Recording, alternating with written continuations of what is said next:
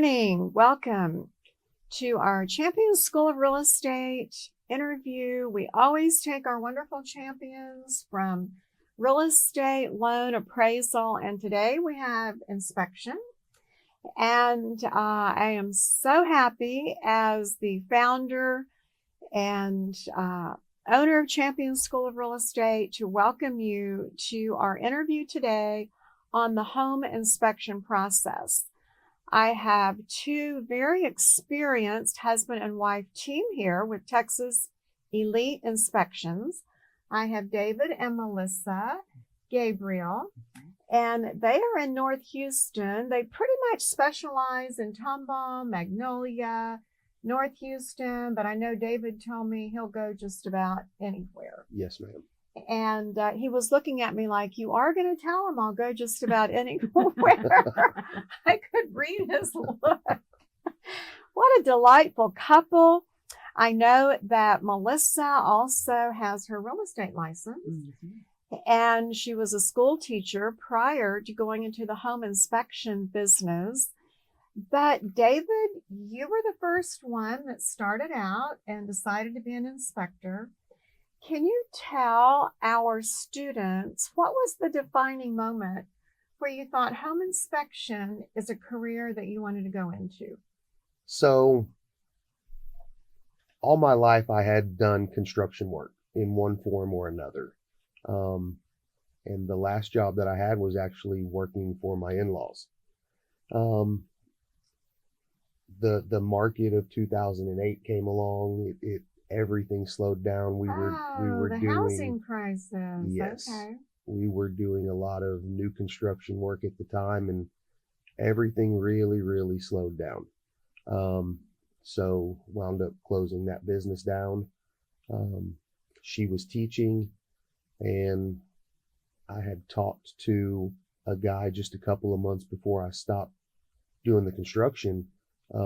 He was a builder agent, and he had mentioned inspections. So I started looking into it and said, with my background, this is definitely something I can do. It is. So I contacted the school, and within 48 hours, we were off and running. Wow. So within 48 hours, you had contacted Champion School of Real Estate, said, I want to be an inspector. And then how soon after that did you start classes? I did all of my classes online. And so it was, that was a Thursday or Friday, and Tuesday I picked up all of my books and got started. So this guy does not just let the grass grow under his feet or his inspection shoes. He got into it. And that was in 2012? 2012, yes, ma'am. And then, Melissa, when did you decide to stop teaching second graders and jump into the inspection business? So I think I officially resigned from teaching in 2013 and became an inspector. The business had gotten to the point where he either had to hire somebody or pass up work. So I came on board. So he threw that question out, like, how do you feel about being a home inspector? Or was it, do you want to spend this amount of money and hire someone, or would you like to be it? So it was more of a, okay, so we're going to have to hire somebody. And I was like, how about me? Yeah, as a business owner, I don't want that pressure of somebody else's family relying on us solely. Okay. We had just gone through, years before with the company shutting down. We both worked there. Mm-hmm. And so that was one thing that really worried me, because we were still new at the time that I had to get my license. So I was like, okay, I'll take a step back and then go back if I choose to. But I just want to say that says volumes about you, both of you, as a person. You didn't want someone else's livelihood to be dependent on you at this point in your career. Mm-hmm. And how very, very great that you were able to work together and say, okay, let's both be in this business together as entrepreneurs, not only in business, but also as a couple. That being said, I can tell you that at this point, there are about 400 or 500 people that are thinking, how do they do that as husband and wife and out in business together? So how do you do that as a family couple? So we pretty much treat the houses as we're working for in the same office building, but not the same office. So he will inspect the exterior and the mechanicals, and I will inspect the interior and all the appliances. But it also gives a double set of eyes. So if I see something inside and I'm like, hey, come look at this, give me your opinion, and vice versa. So it's really, we ride together and then we go to our separate offices. Wow. So even when you arrive at the particular house, you've separated the task, the inspection. So what part of it do you do, David? So I take care of everything on the outside, and then all of the mechanicals and the attic. So that'll include AC, heat, water heater, basically anywhere she doesn't want to go if there might be some. I was going to say, she's probably very grateful that you're doing the Yes. attic in Houston Yes. and those high heat temperatures in the summer, or under a house. Under a house. If it's got bugs or high heat, it's not Very for me. smart, Melissa.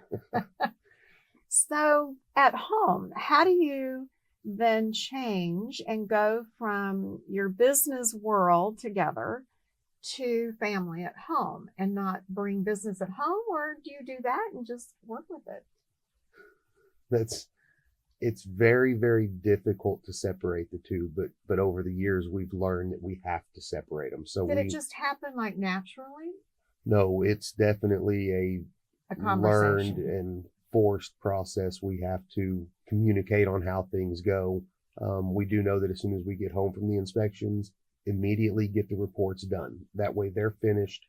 We don't drag those out to dinner or after dinner or the things we have to do with the kids. So it's Very smart. You're treating it just like a business. yes. The business day is not complete until we write up the reports. It's fresh on your mind. You've got your notes there, and then it's done, finished. So approximately, and I'm not going to hold you to this, but for any of our new people watching, listening, how long does it usually take an inspector from the time they inspect the house, write the report, to get it over to the buyer or the buyer's agent? So 99% of the time, our reports are going out the same day as the inspection. And that's excellent. It definitely helps. We are blessed enough that we have work the next day as well. So there's not really time to let the reports kind of snowball and build up. We have to get today's out so we can get tomorrow's To the next inspection. done. Very, very interesting. And I want to applaud you for, he is looking at me so seriously, like, got to get them done, got to get them out.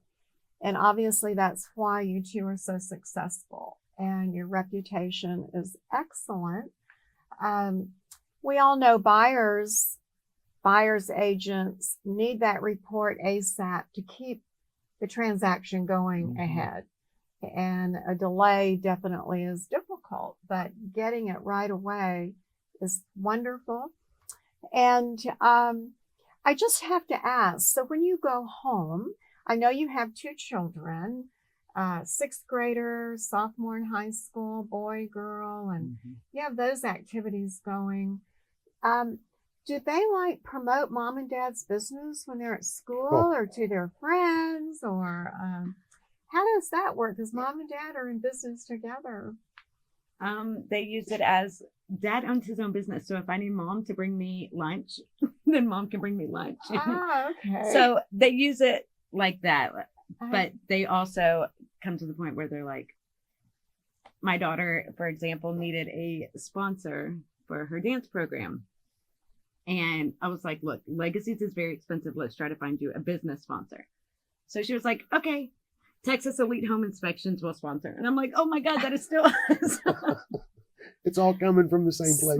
Smart girl. So she Yeah, did. it is all coming from the same place. So she did throw that out there. So it was one of those like, okay, so now we're sponsors of Now the we're legacy. sponsoring. I hope you got lots of attention from that. It was announced at a lot of football games, and our son did the same thing with his football thing. So we were like, Okay. Let's just talk gonna to go Mom with and it. Dad.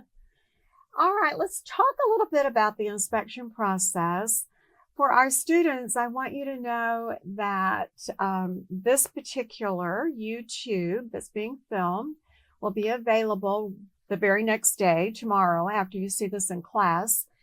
At the same time, certainly you want to take notes, and yet you also will have the opportunity to see it on our Champion School of Real Estate YouTube channel. And then you'll also be able to hear it on our Real Estate Superstars Today podcast. So I want to ask some basic questions about appraisal, as though our experienced agents as well as our new agents don't really have a good idea of what's going on. And this is totally Texas Elite Inspection, how you do business, but it will be extremely helpful. When you get the call to go out on an inspection, do you generally ask for payment then, or do you wait until closing? How do you work it in your business? So I like to wait until after the inspection. I have a lot of people who want to pay up front. I prefer to wait until we can complete the inspection for a couple of reasons. One is you hear so many stories about contractors who get paid and never do a job or never finish a job. I'm not going to be one of those. And two, there's a lot of things that happen. We have people who oftentimes will schedule our services 5, 6, 7 days out, sometimes longer if it's a new build. I don't want to take payment and then have something happen in between and we can't do the inspection and then have to go through the whole refund process. I think the general public appreciates that particular thought process as well. You're doing the job and then you get paid after the job. Yes, ma'am. And about how many inspections in a year can you sort of rely on when you're doing your own business budget? Do you have a number that you Certainly. And over the past 8 years, we have averaged a little more than 400 a year. Which is really, I want to say, excellent. I want to say it means you're working very, very diligently. Congratulations. Thank you. That's wonderful. And when you go out on the inspection, do you do both mechanical, structural at the same time? Do you separate those? How do you do it? So I now have a routine down. We've done, October, end of September, beginning of October of 23, I think we did our 3,000th inspection. Mm-hmm. So we've done quite a few, and now I have a routine. So I start on the outside of the house, and I always find the side of the house that doesn't have a gate. I start there and I go around, that way I can go through the gate, but that also forces me to have to come back around the house a second time. So I get to see the outside twice. And then from there, I move to electrical and mechanicals. And then she'll do the inside of the house, and she's got her own routine for that as well. Mm-hmm. I'm right-handed, so And what is your routine? So since I'm right-handed, I'll go in the front door and I'll start at the right, and whether that's a dining room or a bedroom, and I'll just work my way around the entire floor plan of the house. Do you pretty much end up at the same time, or does one take longer than the other? And that really does that depends work on out? the house, and what condition the house is. Most of the time we wind up finishing about the same time. But if somebody finishes before the other, she's always done before I am. Except if there's a whirlpool tub. Those take forever to. Then you To have to fill fill up. them up, and they take a while. How do you have that conversation with the buyer on going over the report? Do you do it with the buyer's agent with you, or do you do it in person with the buyer? If you would let our new people know, typically are buyers there and they want to see you in person after the report, what is something they can rely on? So most of our people now, most of our clients don't show up. But that is because of the rapport that we've built with our agents that use us constantly, and they know what type of job their clients are going to get. And it's not that they steer their clients away from the inspection, but it's that they tell them, these guys are really good. If you want to be there, you're welcome to, but it's really not necessary. You're going to get a report. You're going to get the phone call. They'll go over everything with you in the evening. So now maybe only 10 to 15% of our clients actually show up to the houses at all. Now, when you have a tough conversation that you have to have with the buyer, who handles that, David or Melissa? David. Did you see what she did? David. Always. So, and why is that? Is his way of communicating differently? Do you just like not enjoy having that conversation? I'm an emotional person, and I put emotion behind everything I do. And so when I see a client that is super excited about their house, and the process is grueling as it is, trying to find one, price range, all that, and then something's wrong, like the foundation where it's going to be costly, then I'm like, oh, I don't want to hurt their feelings. He has, like, it is work 100%. And I spit facts, and that's all I do. So he's not an emotional person. So it's He's best. a good deliverer of the Yes. news. And I walk outside when those conversations So give happen. us an idea of how that conversation might go. So I actually just did an inspection on Monday, and similar situation to what she described. They were first time home buyers, super excited with the house, 1970s build. So I automatically have a list of things that I know are going to be wrong with the house just because of the age. Mm-hmm. So I do the inspection. This one, the client actually shows up to. And again, first time home buyers, young couple, super excited about the house, but it was a flip house that was not done very well at all. And it had foundation issues. I'm going to stop you right there. We have some brand new people and they don't know what you mean about a flip house. What is a flip house? So a flip house is Lipstick on a pig. a house that was bought by an investor, That describes it. and they come in, they do the bare minimum to make a house look awesome. They'll do new paint, they'll replace flooring, but they don't tackle any issues with the house. They don't tackle anything structural, very little mechanical. They just make it look good for their photos. I will tell you, we did inspect my dream house. That was an investor. When they redid the kitchen, they took out the spot for the oven and the cooktop. There was no spot in the kitchen when they remodeled it for an oven and cooktop, but they had the perfect counter for takeout. So it was like my dream kitchen.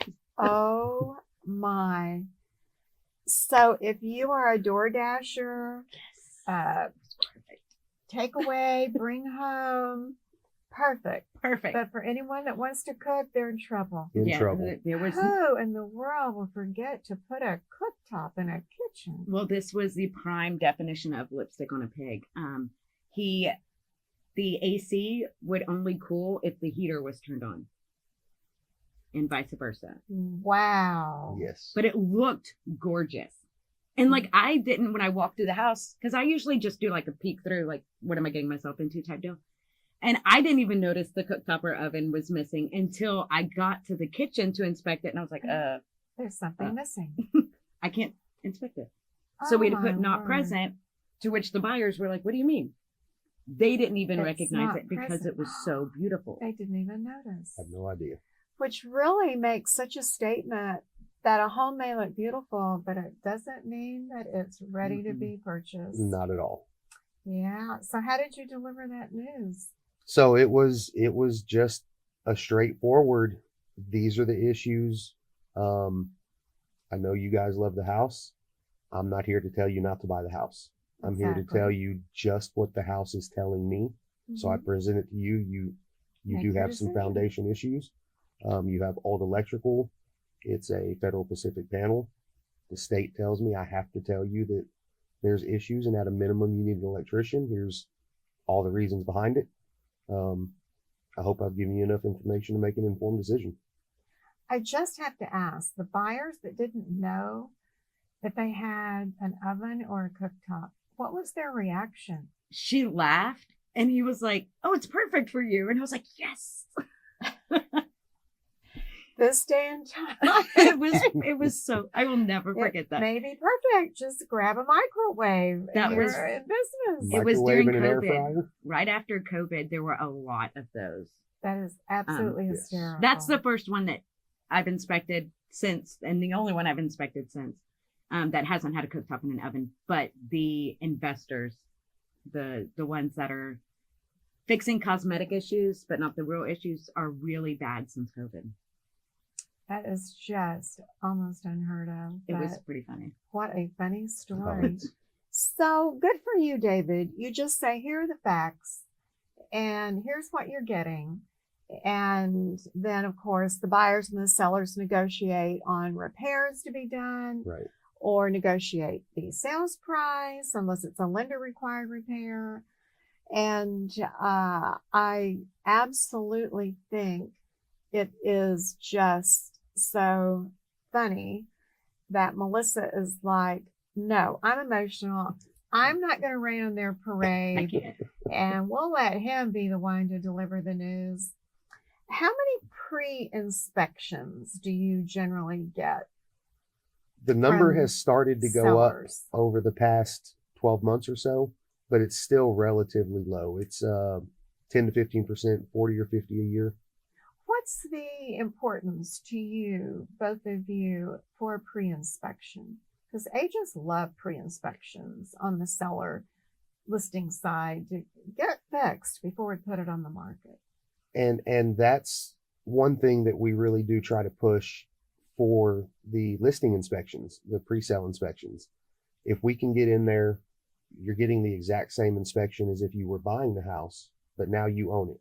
Now you have the option to repair the things that need to be fixed before I come in as a buyer's inspector.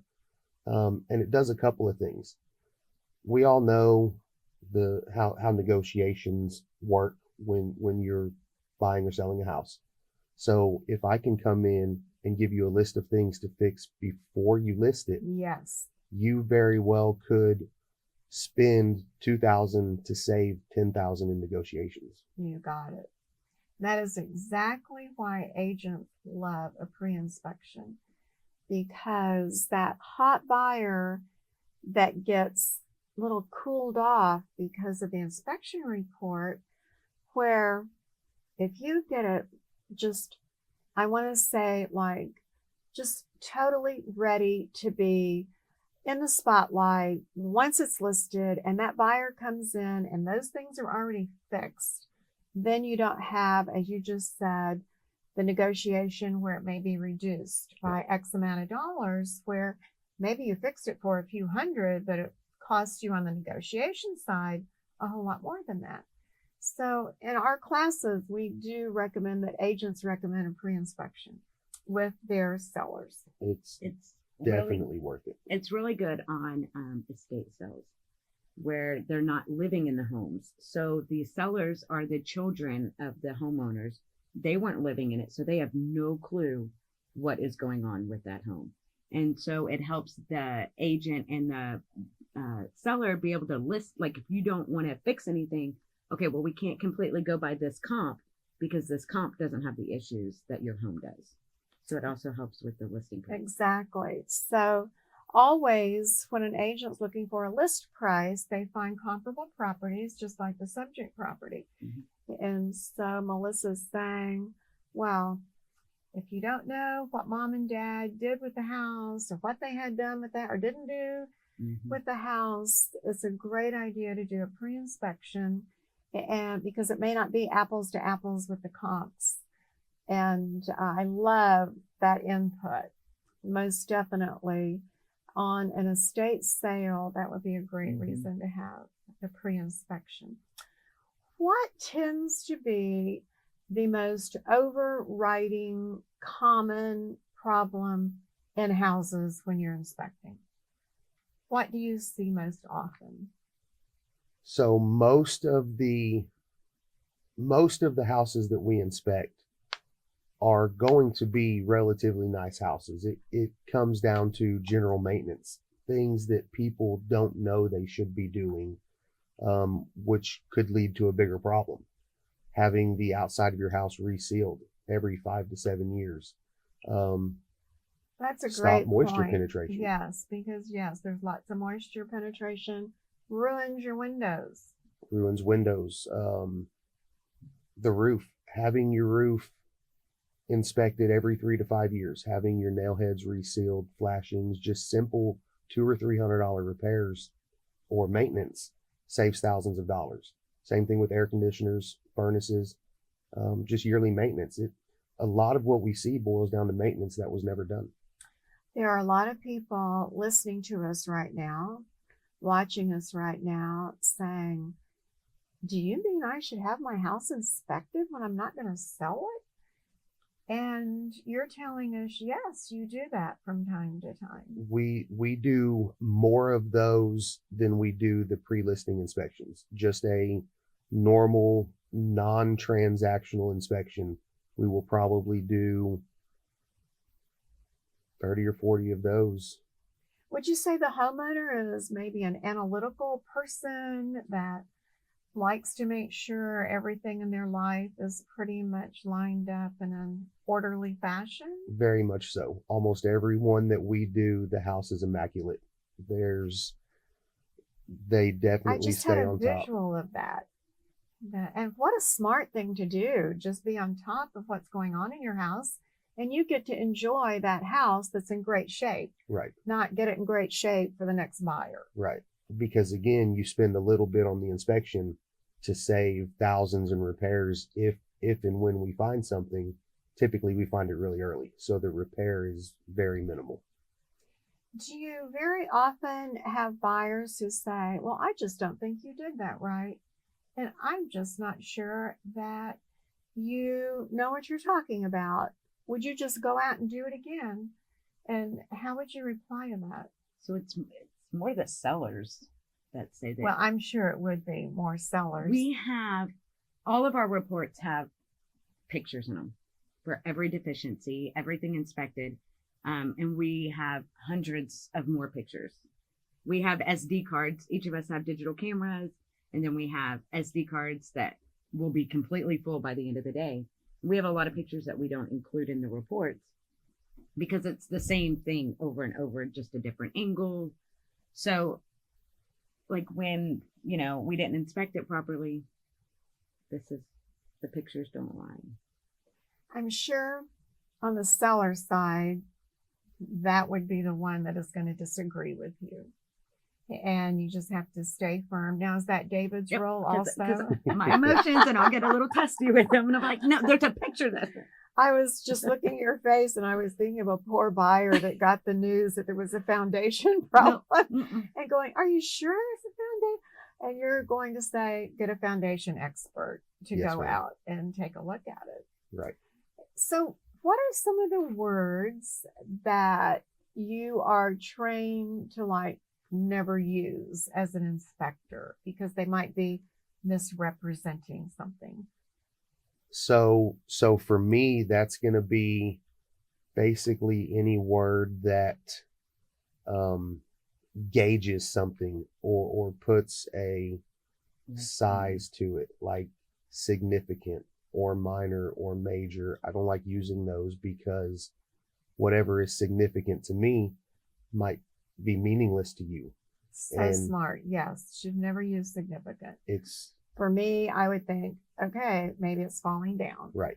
Or for someone else, it's not falling down. It's not a problem. Right. Yeah. And one question we get all the time is, can you tell me in the report the major things I should be concerned with? I can't, because again, something electrical may be major to me, but your husband may be a master electrician, so it means nothing to you. Exactly. So this is just what it is. And from there you can determine what is major or significant or you're not concerned with. How often do you get the question, Melissa, David, would you buy this house? Every time. all the time, all the time. And my answer stays the same. It's not a question that I can answer. I'm in a different situation than you. I'm not in the market to buy a house. So it's Love my own house I'm living in. I'm not, as you said, in the Right. market for a house. I know there are so many times just a human response comes out that you want to say, and then you have to pause and stop and think, no, no, no, this could get me in trouble. yes, I would love to reassure them that it's nothing big, but you just can't do it. You Can't just do it. don't do it. you save that for the truck on the way home where you're telling her there is no way we would move into that house right now. And I'm sure those conversations happen pretty often. They Yep. do. I'm sure you see things that are just unbelievable. And that's part of being an entrepreneur, being your own boss. Can you share with us like a most fulfilling experience that you had on an inspection with the buyer? Anything come to mind? Well, that's tough for me because I don't inspect with emotion. It is very much cut and dry, black and white. Here's what the house shows. Take it, leave it, like it, don't like it. This is what it is. So as far as an individual inspection, nothing for me fulfilling wise, other than just knowing I do a good job. And when you get up in the morning, you know exactly what you're going to do. And then at the end of the day, you come back and do those reports. And I'm sure then around the dinner table, you're like thinking, wow, that was a real hoarder's house that we looked at today. Oh my God. Yes. Are there many of those around? There are a few. Yes. One of them, the agent did kind of warn us, and she was like, don't wear anything that you would want to take back in your house. So we bought painter suits and had our rubber boots. Oh my goodness. It was, unfortunately, it was an estate sale. Okay. And the mother and the daughter, I guess, had a falling out. The daughter hadn't been to the house in years. And so it was a pre-list inspection. And so we opened the door, or kind of, and I was like, oh my gosh. The problem. You understood why she Yes. said, don't wear anything you don't want to wear home. The problem with hoarders' houses is you can't see anything. And with inspections being visual, it was very hard. Very hard. Yeah. So I think that's one that we actually got 30 minutes in and then just had to tell them there's nothing more that we can do here. We can't see anything. We can't get to anything. There's Get the nothing we can do. dumpster and get it And then we went unloaded, back. and then we'll go back. we can come back. Sure. So, do you very often use a drone at all for your inspections? We do. We actually started using a drone in 2014, way before Early on. way before the drone craze of today. Yes. Very forward thinking. Yes. And so we use them. We have a couple of tools that we can use if we can't get on the roof. We still try to get on as many roofs as we can. Sometimes it's just not possible, especially with all of the 3 and 4 story condos that are being built downtown now. So the drone definitely helps. Absolutely. And I'm sure you advertise that. We do. And speaking of advertising and marketing, for Texas Elite Inspectors, what is your major, most overriding marketing tool that you use that works for your company? What do you like to do to sort of showcase and get into offices and let people know who you are? So he actually designed a course, and we're in the process with Trek. He's one of the instructors, a Trek approved inspector. And so we wrote a course and sent it to Trek to hopefully be able to provide CEs. But right now he just does it and doesn't provide the CEs, but it is setting expectations for your buyers. For Setting first time expectations. For home first-time home buyers. And it goes through several steps of an inspection. Like if you're going into a house, that's this age, expect these issues. Don't. So let's go back to the beginning then on this conversation, because of all of the new people that I know are sitting in class listening right now, as well as those that will be watching later. I'm a brand new person sitting in class. So David, if you would just make it very elementary, go through the steps for our students on the steps involved in an inspection, from the time the phone rings and you get the contact until you deliver the report. Can you just do that little step by step? Certainly. So we get a phone call. We speak to the client. They want to hire us to do an inspection. They were referred by their agent or their friend, whoever gave them our number. So we get their information. We talk to them a little bit about the property they're buying, what year it was built, the square footage, location. We get all of their information, email address, name, phone number, or whatever names they want on the report. Immediately, all that information goes in the system. So within an hour, they are going to get a confirmation email. Their buyer's agent will get a confirmation email. And if we have the listing agent's information, they will get an email as well that we have the inspection scheduled for this date at this time. We will go into showing time and schedule it there as well if it's available. So we'll show up at the inspection and we'll knock on the door. If it's occupied, we'll introduce ourselves. If it's vacant, we just let ourselves in with either the combo or the Supra. She'll go on the inside, I'll do the outside, and we'll get the inspection done. If the buyer or the agent shows up, we will give them a quick verbal report of everything that we found. Mm-hmm. Then we go back to the office, write the reports, and it gets sent out that evening. If it's early enough, they'll get a phone call. If it's not, they'll get a phone call the next morning so we can go over the written report with them as well. Love it. You are there, you are in, you are out. And I just wanted to say to you, we have an SAE course. It's called Inspection Through the Eyes of the Inspector. You would be a great candidate. Well, both of you, because you're a teacher by profession, great candidate to teach that 2-day SAE course. Obviously, knowing the business and knowing what goes into it.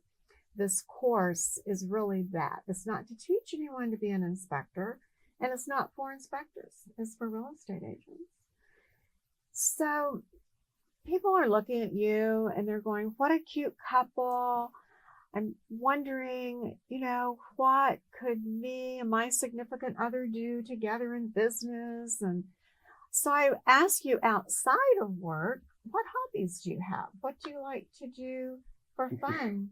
So we like to do escape rooms, and we like to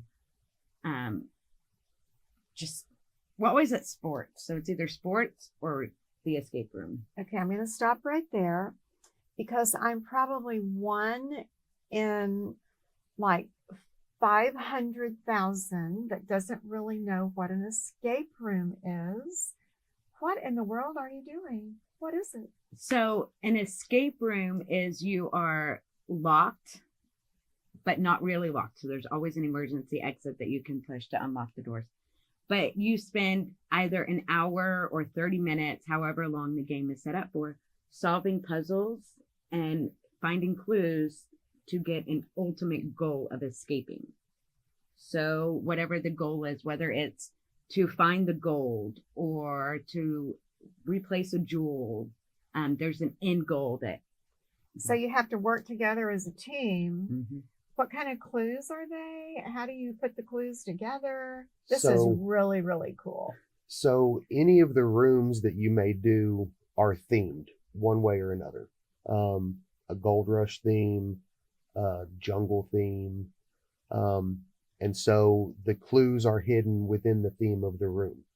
So in a jungle theme, you may have to count leaves on certain flowers and then take those number of leaves, decipher them with a color code that's on the wall to unlock a 4-digit combo. So if there's a red, a yellow, a blue, and a green picture on the wall, and then there's a red, a yellow, blue, and a green flower, well, you may match them up in that order. And if the red flower has 2 leaves, that'll be your first number. There's an escape room app.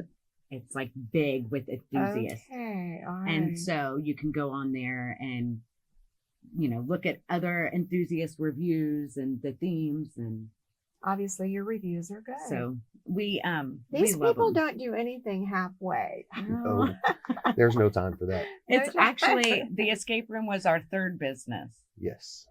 So yes, so we do inspections, and then we do custom gifts and stuff that we do, closing gifts for realtors and that type of stuff, and then the escape room. So we're very creative family. Yes.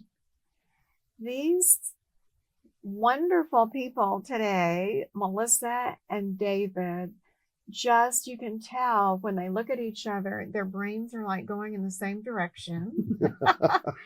They have a wonderful smile.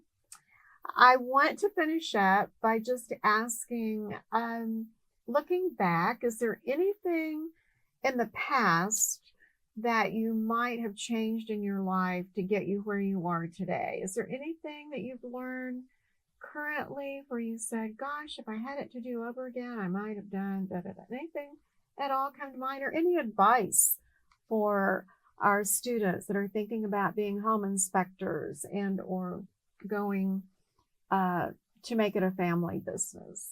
The best advice I could give is, especially when you're starting out, is have a backup plan.